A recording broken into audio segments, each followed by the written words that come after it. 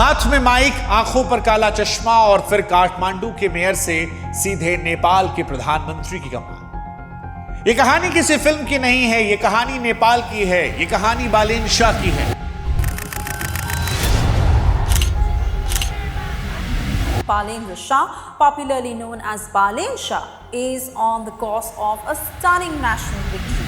वो 35 साल का लड़का जो कुछ साल पहले दिन में इंजीनियरिंग के नक्शे बनाता था, रात में स्टेज पर रैप गाता था, फिर जनता ने उसे काठमांडू का मेयर बनाया और अब जेनजी के साथ मिलकर वो नेपाल का प्रधानमंत्री बनने वाला है।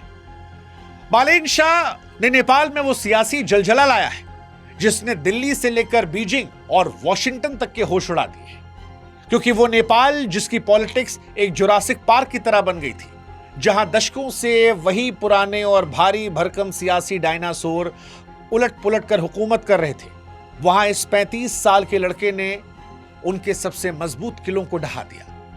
वो केपी शर्मा ओली जो नेपाल की पॉलिटिक्स का अपने आप को चाणक्य समझते थे, बालेन शाह ने जेनजी के साथ मिलकर उन्हें उन्हीं के गढ़ झापा में घुसकर 50,000 वोटों के अंतर से हरा दिया। और इसीलिए दुनिया को आज नेपाल के इस नए चेहरे में ज़ेलेंस्की दिख रहा है, एक कलाकार जो कला की दुनिया से निकलकर नेपाल की सियासत का नायक बन गया। तो भारत के अंदर लोग अपनी अपनी विचारधाराओं के अक्ष से उन्हें देख रहे हैं। कोई उन्हें केजरीवाल बना रहा है जो सिस्टम को अंदर से हैक करने का हुनर बता रहा है, कोई राहुल गांधी कह रहा है जिसने सत्ता के दिग्गजों से सीधे टकराने की दिलेरी दिखाई, तो किसी ने कहा कि ये तो मोदी जैसा है जो कट्टर राष्ट्रवाद को साथ लेकर चलता है और युवाओं को दीवाना बना रहा है। कुछ और आगे बढ़े, कहा ये तो नेपाल के योगी हैं क्योंकि इन्होंने भी बुलडोजर चलवाया था भूमाफियाओं पर। लेकिन कुल मिलाकर कहानी बालेन शाह की बड़ी दिलचस्प है और इसीलिए आज इस कहानी में हम आपको बताएंगे कैसे बालेन शाह ने नेपाल के इन सियासी डायनासोरों का युग हमेशा के लिए खत्म किया, कैसे इनका इंडिया कर्नाटक से कनेक्शन है। सवाल यह भी कि बालेन शाह का नेपाल का प्रधानमंत्री बनना क्या भारत के लिए गेम चेंजर होगा या टेंशन? क्या ये प्रो इंडिया होंगे या एंटी इंडिया? और कैसे बालेन शाह के प्रधानमंत्री बनने से बीजिंग और चाइना जो है वो परेशान है? ये सारी कहानी आज हम आपको बताएंगे, लेकिन इस कहानी की शुरुआत करें उससे पहले नेपाल की जनता को बहुत बहुत बधाई, नेपाल में हमारे प्रशंसकों को बधाई। सवाल जवाब का सिलसिला शुरू करें उससे पहले हम चाहते हैं कि आप हमारे व्हाट्सएप चैनल से जरूर जुड़ें ताकि हमारा आपका रिश्ता और मजबूत हो। लिंक हमने डिस्क्रिप्शन में दे रखा है, कमेंट सेक्शन में दे रखा है। उम्मीद करते हैं कि जैसे हम नेपाल का साथ देते हैं, नेपाल और भारत के लोग हमारा साथ देंगे और बड़ी संख्या में व्हाट्सएप से जुड़ेंगे। अब सवाल पहला, क्या बालेन शाह की जीत जो है वो उन 77 युवाओं के बलिदान और उनके पुराने रैप की जीत है? देखिए, बालेन शाह की ये जीत केवल चुनावी आंकड़ों का खेल नहीं है, ये नेपाल की उन गलियों का दर्द है जहां युवाओं ने एक बेहतर भविष्य का सपना देखा था। सितंबर 2025 में नेपाल की जेनजी क्रांति सभी को याद है। सड़कों पर हजारों लाखों युवा उतरे थे, गोलियां चली थी, 77 बेगुनाहों की मौत हुई थी। बालेन शाह ने उस समय महलों में बैठने के बजाय सड़कों पर इन युवाओं का हाथ थामा था, उनकी आवाज बने थे। हालांकि बालेन शाह की शुरुआत यहीं से नहीं हुई थी, इससे पहले भी सालों पहले बालेन शाह अपने रैप के जरिए अपनी पकड़ युवाओं में बना रहे थे, क्योंकि उनके गाने केवल संगीत नहीं थे, वो नेपाल के सड़े हुए सिस्टम के खिलाफ एक वैचारिक युद्ध थे, जहां पुरानी पार्टियां लाउडस्पीकर रैलियों पर करोड़ों रुपए बहा रही थी। बालेन एक डिजिटल वॉर रूम के जरिए सीधे युवाओं के मोबाइल स्क्रीन पर जा रहे थे। और अब जब उनकी जीत हुई है, वो प्रधानमंत्री बनने वाले हैं, तो ये उन 77 शहीदों को एक सच्ची श्रद्धांजलि है और नेपाल के उस डिजिटल युवा का जवाब जिसने सिस्टम की सफाई रखने की कसम खाई थी। लेकिन यहां पर सवाल दिलचस्प यह है कि बालेन शाह है कौन? वो ज़ेलेंस्की है, मोदी है, केजरीवाल है, योगी है? देखिए, वो कहावत है ना कि जिसकी जैसी नीयत उसने प्रभु को देखा वैसे। सियासत में भी यही होता है। नेपाल की सियासत में क्योंकि केपी शर्मा ओली एक कद्दावर नेता थे, उन्हें अपने घर में हराना लगभग नामुमकिन था। वो खुद को चाणक्य समझते थे, चाइना का पूरा सपोर्ट था, अंधा पैसा उनके पास था। लेकिन बालेन शाह ने उन्हीं के सबसे मजबूत किले झापा में करीब 50,000 वोटों के भारी अंतर से उन्हें हराकर यह साबित किया कि जब जनता बदलाव का मन बनाती है तो बड़े से बड़ा सियासी स्तंभ ढह जाता है। बालेन की इस कार्यशैली ने दुनिया को ज़ेलेंस्की के तौर पर याद दिलाया, जो कलाकार से राजनेता बने। हालांकि भारत में जैसा कि हमने पहले ही बताया, कोई अरविंद केजरीवाल कह रहा है कि जिसने सिस्टम के अंदर हैक कर लिया, कोई मोदी कह रहा है कि नेपाल के युवाओं में राष्ट्रीयता की भावना जगाई, कोई उन्हें नेपाल का योगी कह रहा है क्योंकि काठमांडू के मेयर के तौर पर बुलडोजर का शासन जो था वो जबरदस्त चला था, तो कोई राहुल गांधी जैसी निडरता उनकी में देख रहा है।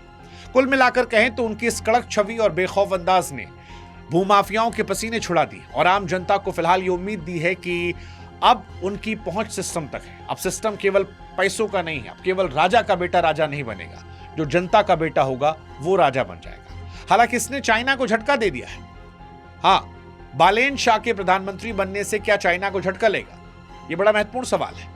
बालेन शाह के इस उदय ने केवल काठमांडू की गलियों में नहीं बल्कि बीजिंग के गलियारों में भी खलबली मचाई है, क्योंकि केपी शर्मा ओली को हमेशा से चीन का बहुत भरोसेमंद माना गया। चीन ने ओली कार्यकाल में नेपाल में भारी निवेश किया और उन्हें एक प्रो चाइना ढाल की तरह इस्तेमाल किया, लेकिन बालेन शाह की जीत ने चीन के उन तमाम समीकरणों को एक झटके में बिगाड़ दिया। बीजिंग के लिए बालेन एक ऐसी पहेली है जिन्हें सुलझाना नामुमकिन लग रहा है। बालेन चीन बनाम भारत के पुराने खेल में फंसने के बजाय नेपाल फर्स्ट की बात करते हैं। बालेन शाह इतने अनप्रेडिक्टेबल लीडर हैं कि वे चीन और भारत दोनों को एक साथ कूटनीतिक मेज पर चुनौती देने का दम रखते हैं। वे सोच समझकर चलने वाले क्रांतिकारी हैं जिन्होंने साबित किया है कि ना तो बीजिंग और ना किसी बाहरी दबाव पर आएंगे, और इसीलिए शायद चीन को यह साइलेंट सदमा है। ये इस बात का सबूत है कि हिमालय की गोद में अब एक ऐसा नेता निकला है जो कम से कम दिख रहा है कि अपनी शर्तों पर नेपाल के हित को लेकर दुनिया से बात करना जानता है। भारत में भी बालेन शाह के प्रधानमंत्री बनने को लेकर लोग खुश हैं उनके कर्नाटक कनेक्शन की वजह से, लेकिन सवाल यह है कि वो प्रो इंडिया होंगे या एंटी इंडिया। देखिए, भारत के लिए बालेन शाह को समझना एक ऐसी चुनौती है जिसके तार उनकी पुरानी यादों और शिक्षा से जुड़े हैं। बालेन शाह का भारत के साथ एक गहरा व्यक्तिगत नाता है। उन्होंने अपनी इंजीनियरिंग की पढ़ाई भारत के कर्नाटक से पूरी की है। जाहिर है कि भारत की मिट्टी, यहाँ की संस्कृति, यहाँ के लोकतंत्र को करीब से समझा जाना है, लेकिन कूटनीति की मेज पर जज्बात से ज्यादा देशहित मायने रखता है।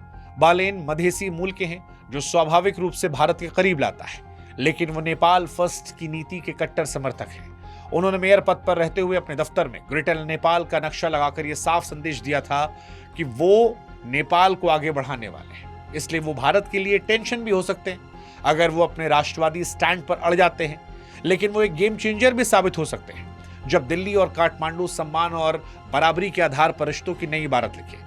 बालेन भी जानते हैं कि नेपाल की तरक्की के लिए भारत का साथ जरूरी है, लेकिन वो ये भी चाहते हैं कि नेपाल को दुनिया में एक स्वतंत्र और मजबूत पहचान मिले। उम्मीद करते हैं कि भारत की सरकार भी उनके साथ बराबरी का दर्जा देकर हाथ से हाथ मिलाएगी और भारत नेपाल के ऐतिहासिक रिश्तों को एक बार फिर से नए शिखर पर ले जाएगी। कुल मिलाकर कहें तो बालेन शाह का प्रधानमंत्री पद की दहलीज पर पहुंचना नेपाल इतिहास का सबसे सुनहरा पन्ना है।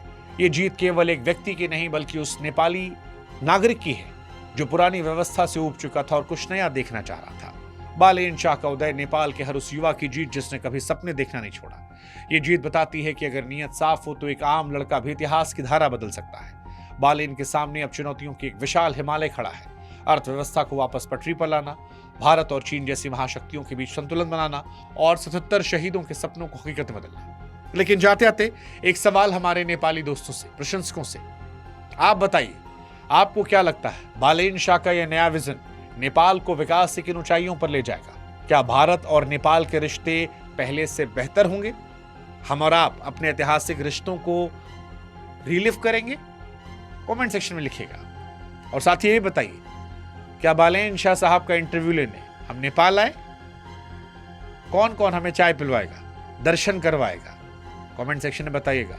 अगर आप के जवाब दिल जीतने वाले रहे तो नेपाल आने का विचार हम भी बढ़ाएंगे। बालेन शाह से लेकर पशुपतिनाथ तक के दर्शन करने आएंगे। जय भारत, जय नेपाल, जय पशुपतिनाथ।